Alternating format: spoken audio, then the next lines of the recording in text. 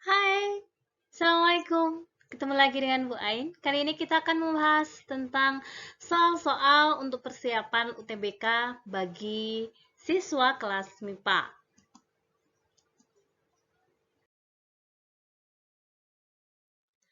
Soal yang pertama yang berkaitan dengan persamaan logaritma. Di sini diberikan option pilihannya, ada 5 option seperti ini. Nah, pada persamaan logaritma yang harus kita perhatikan adalah kita harus memahami tentang sifat daripada logaritma. Salah satunya adalah bagaimana nih memindahkan posisi 2 ini biar nggak ada.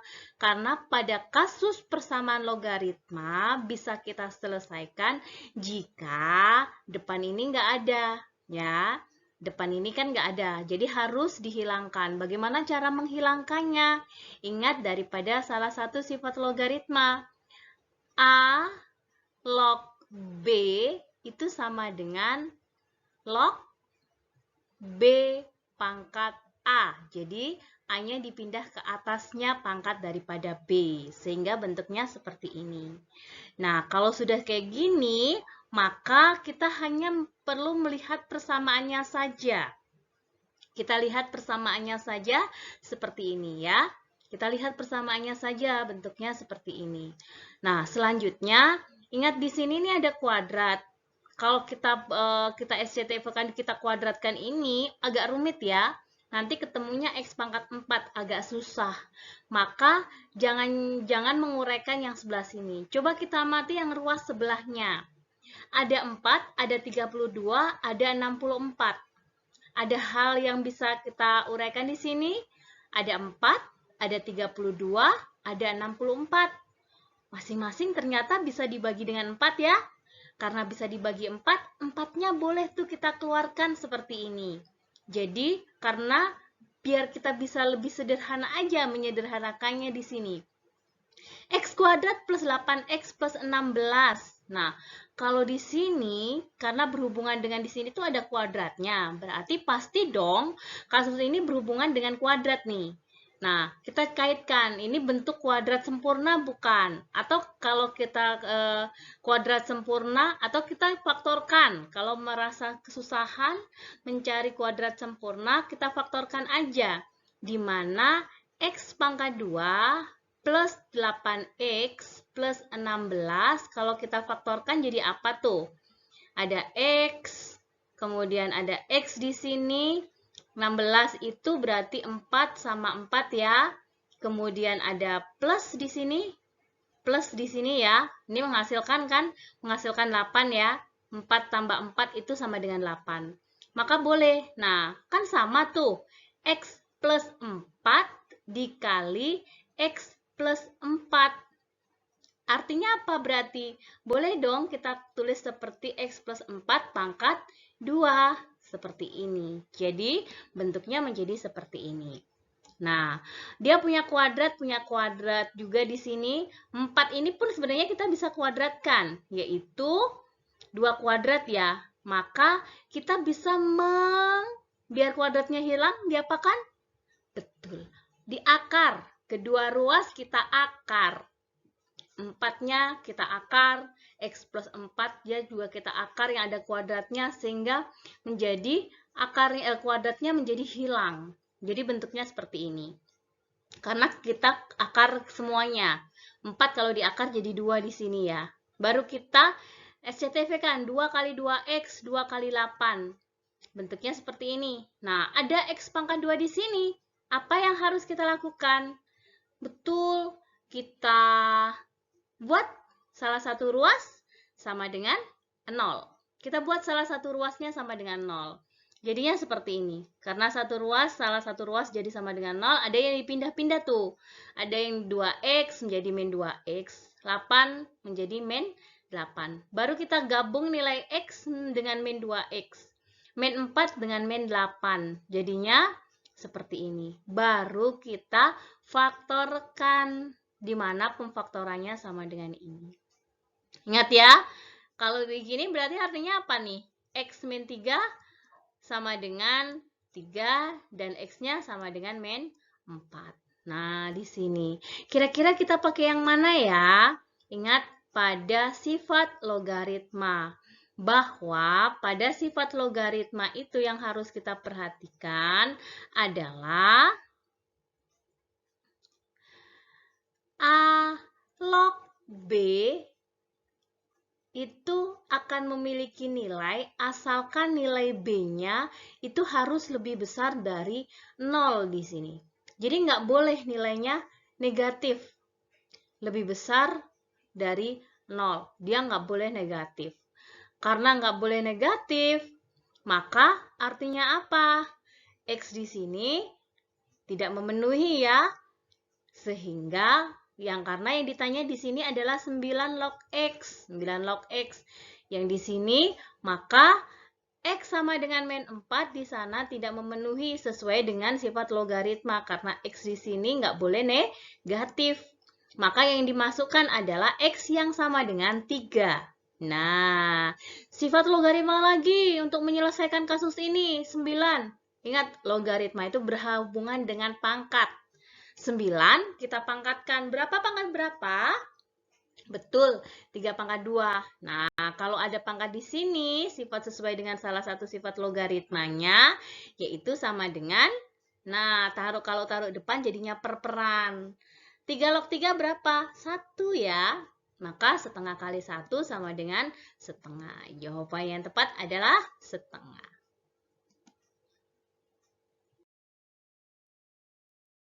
Kasus yang berikutnya. Ini kalau kasus tadi logaritma, sekarang kasus yang eksponen. Eksponen itu berhubungan dengan pangkat. Naluri yang kita asah juga berhubungan dengan pangkat. Di mana opsi yang disediakan seperti ini. Penyebutnya semuanya 9. Nah, kita lihat, kita ambil kasusnya 9 pangkat X plus 3 pangkat X plus 1 sama dengan 10. Ada hal yang menarik dari sini yaitu angka 9. Angka 9 itu kita kaitkan dengan 3. Ingat, eksponen hubungkan dengan perpangkatan. 9 itu berhubungan dengan 3 berarti berapa pangkat berapa? Betul, 3 pangkat 2 ya. Maka bisa ditulis kayak gini. Nah, 2 dengan X di sini ini bisa ditukar nih, tukar tempat. Bisa dipindah, yang X-nya di dalam, 2-nya di luar seperti ini, boleh. Ini salah satu sifat daripada eksponen. Nah, kalau kalian merasa kesulitan, kalian nih boleh memisalkan nih, ada yang sama nih. Ada 3 pangkat X, di sini juga ada 3 pangkat X. Boleh kita buat pemisalan seperti ini. Nah, kalau kayak gini kan kayak gampang kan, lebih mudah. Karena bentuknya sudah kelihatan dia adalah merupakan kuadrat. Fungsi kuadrat. Jadi, kita ambil di sini.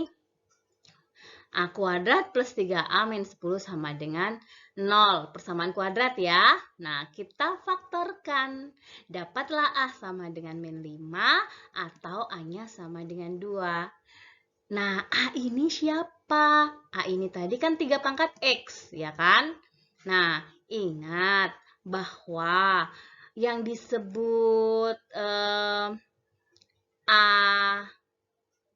pangkat B sama dengan C itu apa ya? A pangkat B sama dengan C. Untuk nyari B-nya itu gimana ya? B sama dengan A log C. Jadi, B ini sama dengan A log C. Maka di sini, C-nya nggak boleh negatif. Artinya apa? 3 pangkat X sama dengan min 5. Artinya X-nya itu sama dengan 3 log min 5. Padahal nggak boleh negatif ya. Di sini nggak boleh negatif. Maka artinya min 5-nya karena nggak boleh negatif, artinya memenuhi tidak kasus yang ini. Tidak memenuhi, maka yang kita pakai hanya 3 pangkat X sama dengan 2. Coba kita lihat pertanyaannya sebenarnya apa. Pertanyaannya adalah 54 pangkat X, 6 pangkat X plus 1. Nah, di sini nih, kita uraikan. Hubungannya 54 sama 6 itu siapa ya? Betul, 54 itu ternyata perkalian dari 9 dengan 6. Nah, konsep daripada eksponen lagi. Boleh tuh dimasukkan, semuanya dibagi pangkatnya masing-masing. Jadi 9 pangkat X, 6 juga punya pangkat X. Nah, antara pembilang dan penyebut ternyata sama. Boleh dicoret antara pembilang dan penyebut sama. Nah, 9 pangkat X sendiri kita bisa ubah tadi menjadi 3 pangkat X, pangkat lagi 2. Seperti yang kita bicarakan sebelumnya di sini. Sama aja kan? Nah, tadi 3 pangkat X-nya berapa? 3 pangkat X yang kita sepakati adalah sama dengan 2. Maka 3 pangkat X-nya kita ganti dengan 2 menjadi 2 pangkat 2 per 6. Sama dengan 4 per 6. Nah, di sini kalau kita sederhanakan 2 per 3. Tapi tetap aja nggak ada jawabannya yang disiapkan di sini. Jawabannya adalah penyebutnya itu harus 9.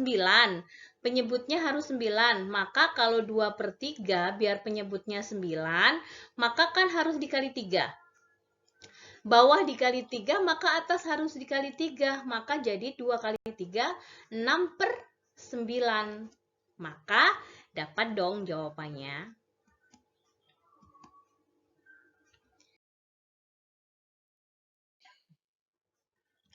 Soal berikutnya.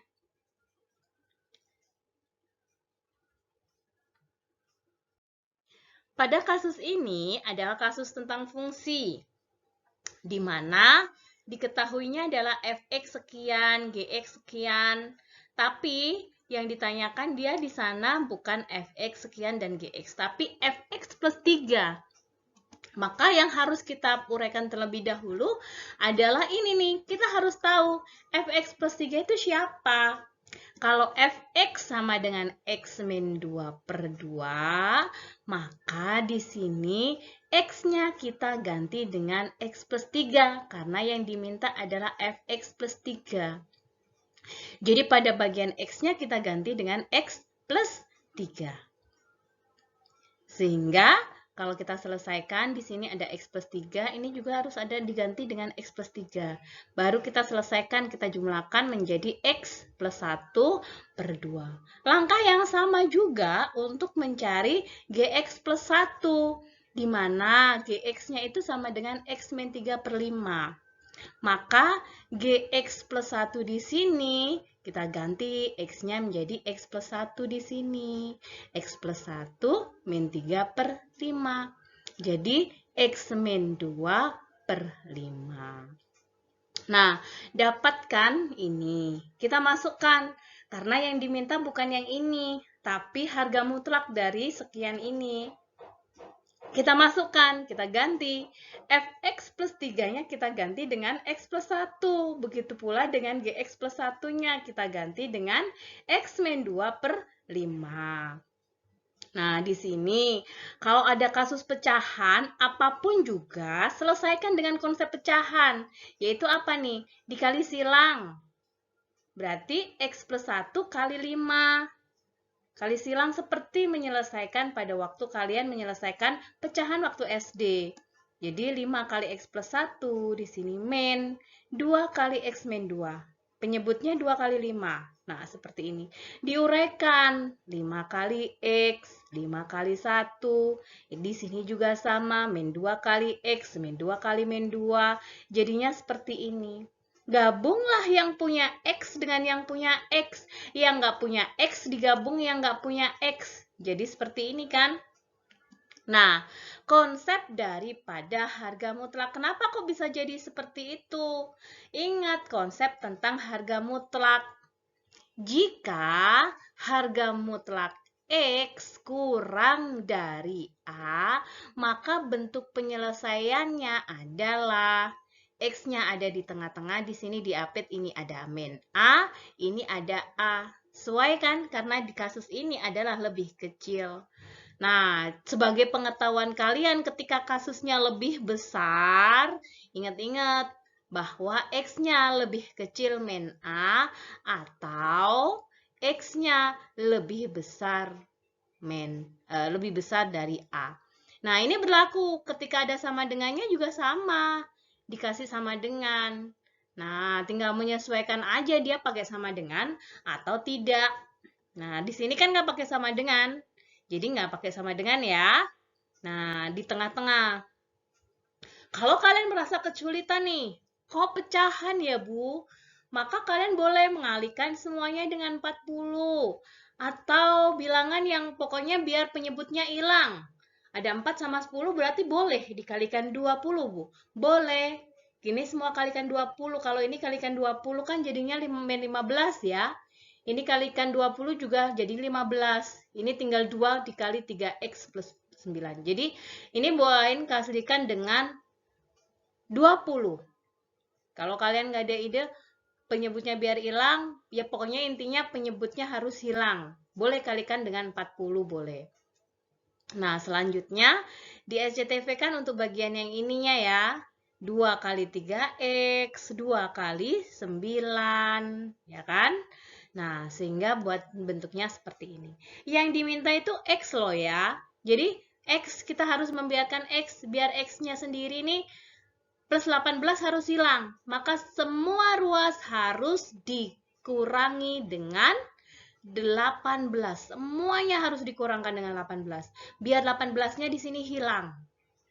Nah, akhirnya jadinya bentuknya seperti ini. Setelah kita hitung tadi ini ya. Nah, selanjutnya kita nyari X-nya. Biar X-nya dapat, berarti 6-nya harus hilang dong. Biar 6 hilang, berarti diapakan? Betul, dibagi dengan 6. Semua ruas dibagi dengan 6. Nah, kita dapat sudah nilai X-nya. Tapi bukan yang ini yang diminta kasusnya. Bilangan bulat X terkecil. Bulat ya. Dan yang terkecil, karena terkecil, maka kita cari ujung yang di sini aja. Yaitu min 33 per 6. Di mana min 33 per 6 ini sama dengan min 5,5. Karena diminta bilangan bulat. Bulat ya. Maka harus yang mendekati min 5,5 tapi harus bulat. Yaitu min 5. Yang terkecil ya.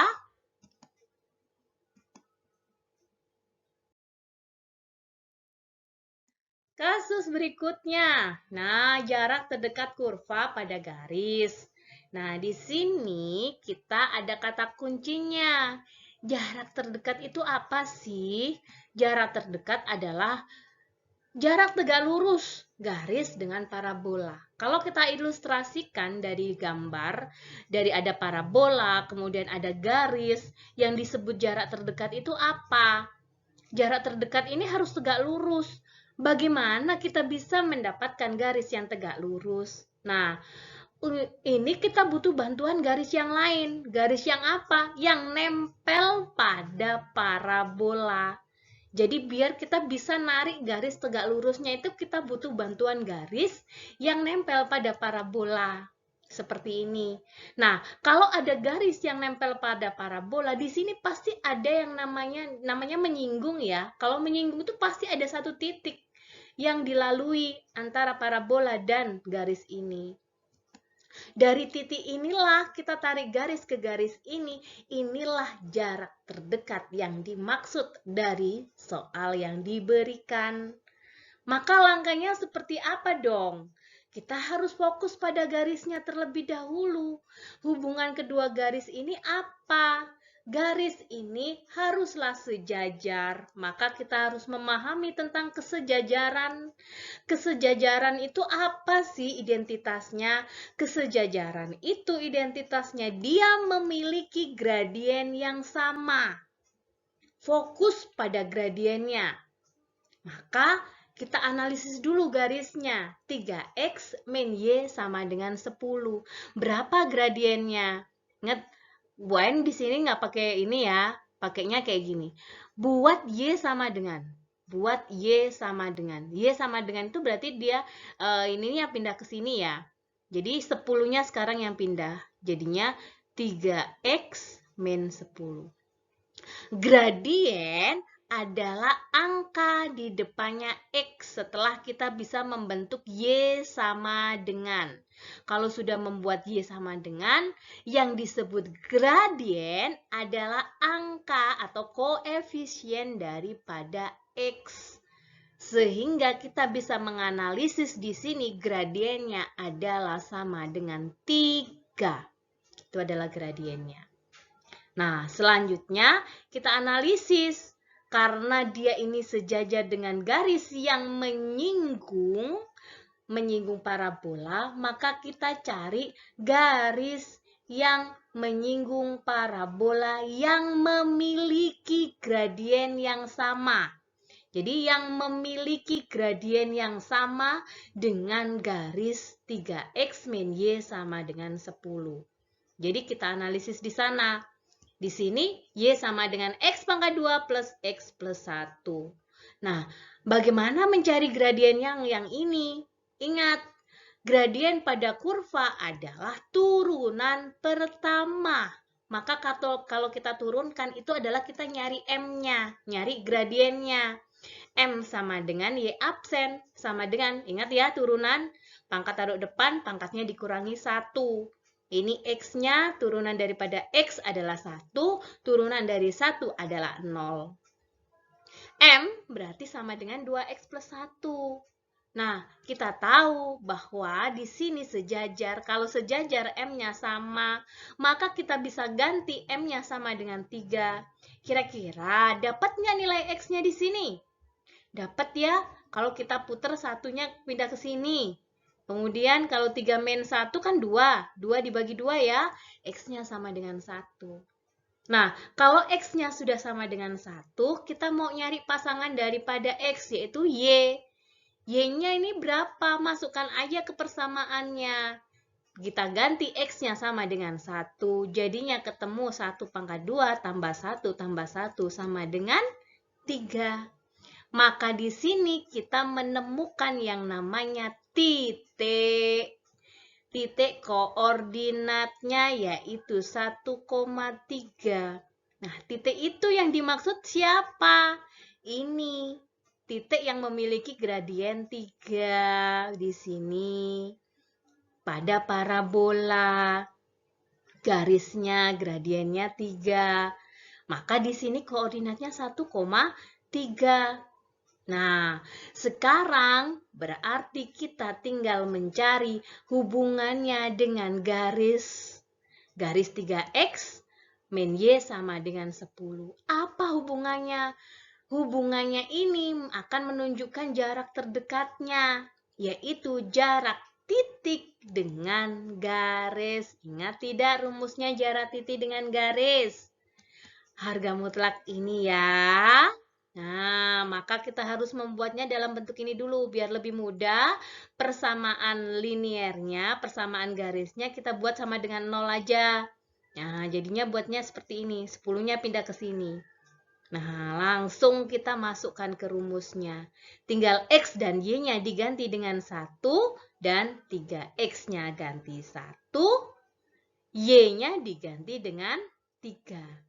Sedangkan A dan B di sini adalah koefisien daripada X dan Y pada garisnya.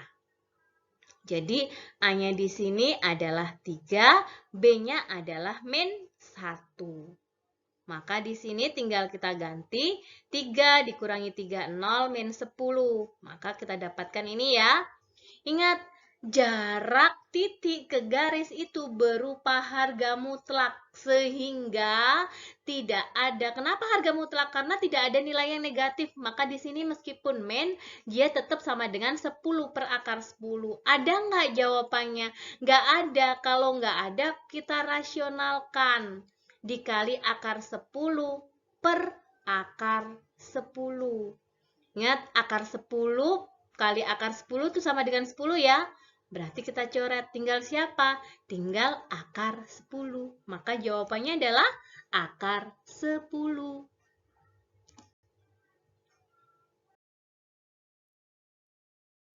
Selanjutnya, nah kalau ini adalah kasus fungsi biasa aja. Coba, berarti kita uraikan nilai daripada fungsi ini ya. Gx, ini ingat, ini bukan perkalian ya, ini adalah fungsi komposisi. Gx-nya kita ganti dengan x min 4. Fx-nya di sini kita kerjakan dari dalam. Nggak boleh dari luar, dari dalam itu yang dikurung dulu. Kita tuliskan seperti ini. Baru nilai ini kita masukkan ke fungsi f, berarti x yang yang ada di F kita ganti dengan X min 4. X yang ada di F kita ganti dengan X min 4. Sama, kalau yang ini berarti G. Kita lihat G. X pada fungsi G kita ganti. Nah, ini adalah X pada fungsi G kan? Harusnya kan X min 4, tapi X-nya kita ganti dengan yang ada di sini. Itu fungsi. Selanjutnya kita uraikan. Kita yang bisa diuraikan. Ingat, X min 4 pangkat 2 itu bagaimana penguraiannya? Ayo, ingat nggak? A plus B pangkat 2 sama dengan A kuadrat plus 2AB plus B kuadrat.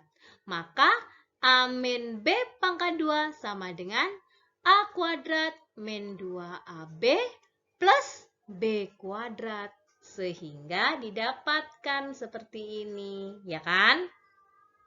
Dengan ruas yang sama, kita hilangkan aja kurungnya. Kita analisis, jangan buru-buru. Lihat, ternyata ada yang bisa dicoret loh, karena masing-masing antara ruas kanan dan ruas kiri punya 7X juga. Nah, lebih sederhana kan? Jadinya tinggal kita SCTV-kan di sini.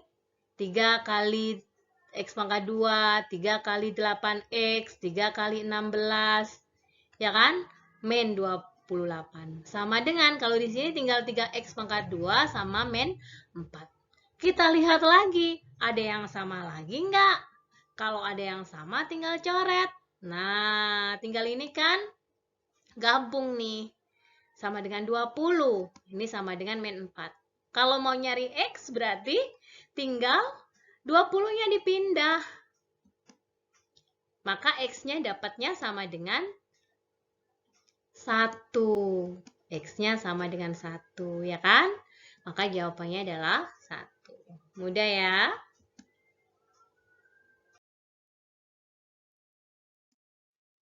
Selanjutnya kasus pada matriks. Pada kasus matriks yang harus kalian perhatikan, banyak cara yang bisa kalian lakukan. Nggak harus cara yang seperti Bu Ain lakukan. Tapi di sini kita optimalkan, yaitu yang ada di sini adalah matriks A, matriks P inverse, matriks D. Sedangkan yang ditanya itu adalah A yang masih ada variabel X-nya. Di sini juga D-nya masih ada variabel X-nya. Maka kita harus melakukan manipulasi, biar kita nggak rumit nyari nilai P-nya. Kita nyari nilai X-nya. Kalau ketemu pecahan itu kan agak rumit.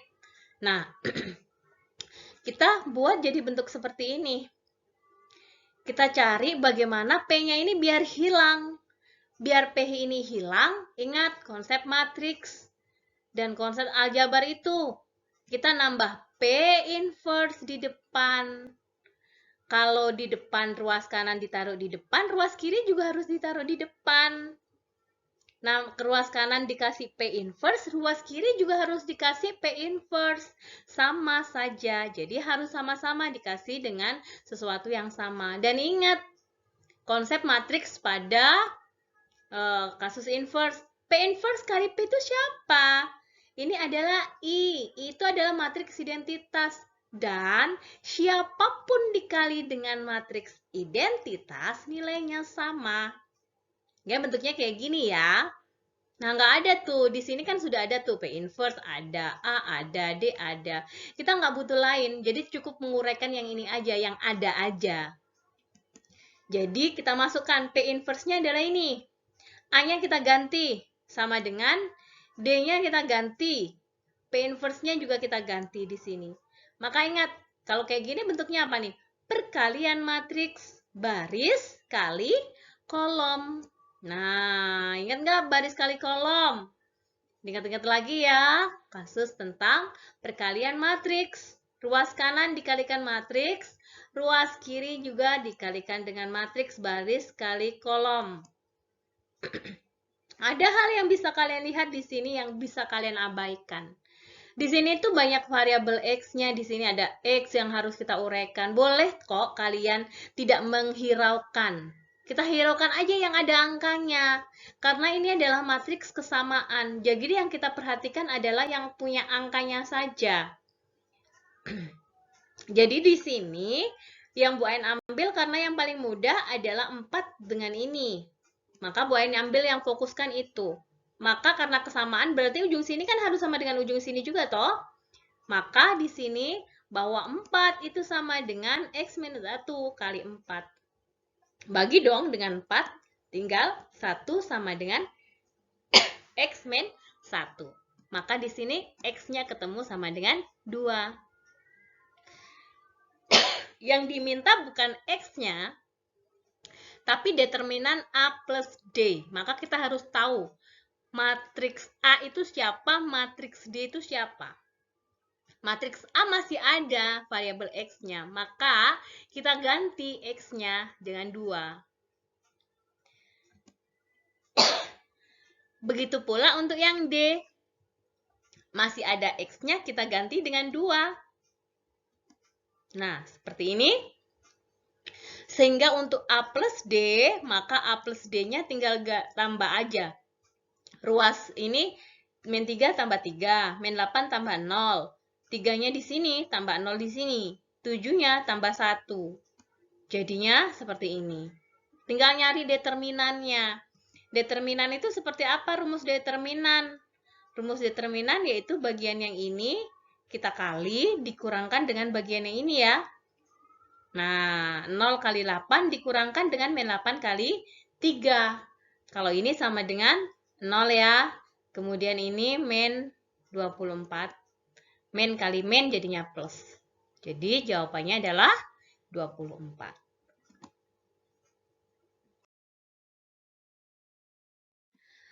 Pertanyaan yang terakhir. Nah, di sini pertanyaan yang terakhir nih.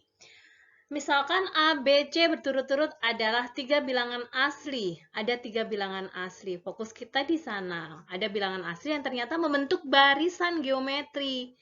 Maka A, B, C ini kita kaitkan dengan barisan geometri. Ingat nggak barisan geometri itu apa tuh? Yang bedanya ini. Ada apa? Ada rasio. Maka ada A, ada AR, ada AR pangkat 2. Gini kan? Geometri kan? Nah, di sini ternyata kata kuncinya lagi nih. Rata-rata dari ketiga bilangan tersebut adalah B plus 5. Rata-rata ya, berarti A tambah B tambah C bagi 3. Karena ada 3 kan? Sama dengan B plus 5. Nah, kita bisa ganti biar sama-sama variabelnya enak.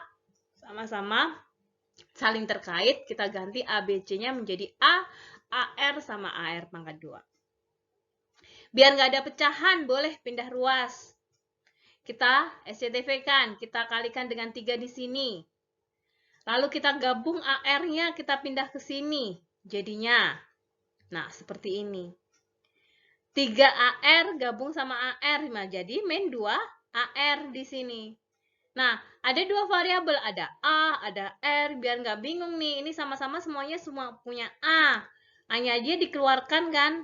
Nah, biar nggak bingung lagi, boleh nih diputer-puter. R pangkat 2-nya taruh di depan, boleh. Seperti ini. Nah, konsep lagi nih.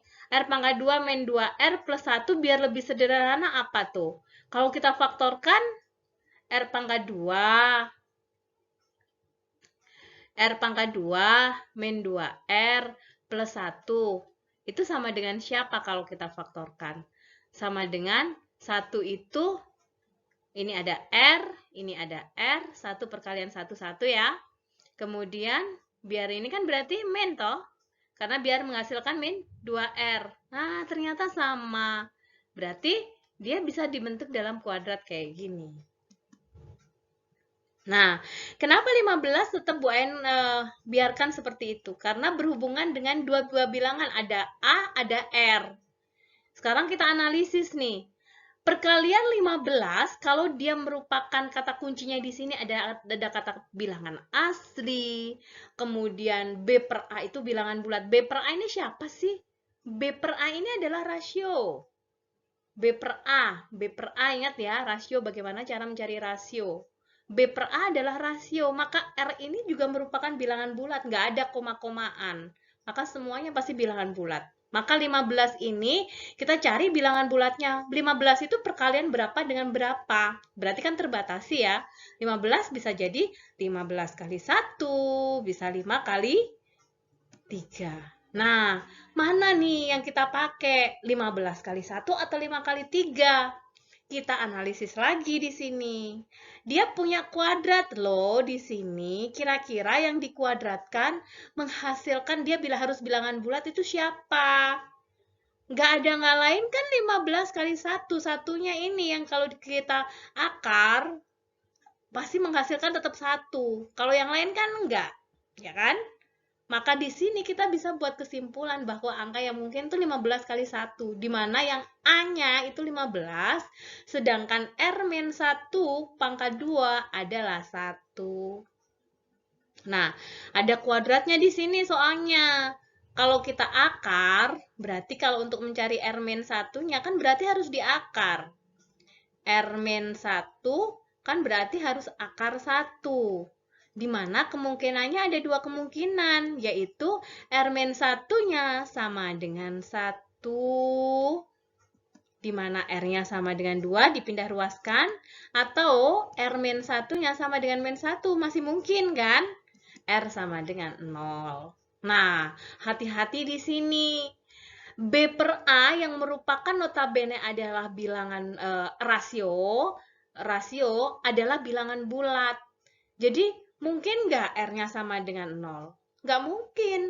Berarti tidak memenuhi. Yang kita pakai adalah R sama dengan 2. Nggak mungkin R sama dengan 0. Maka bagi berapa yang menghasilkan 0? Kan nggak mungkin ada ya. Jadi, kita ambil rasionya sama dengan 2. Maka di sini kita dapat A sama dengan 15, R-nya sama dengan 2. Maka kita nyari B-nya. B itu adalah A kali R. Dapatlah B-nya sama dengan 30. Maka kita tinggal masukkan ke dalam kasus yang diberikan.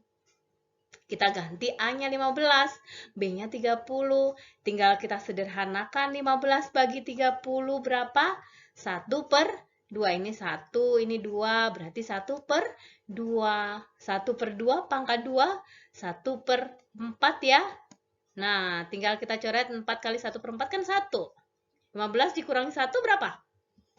14, maka jawabannya adalah 14. Tuntas sudah?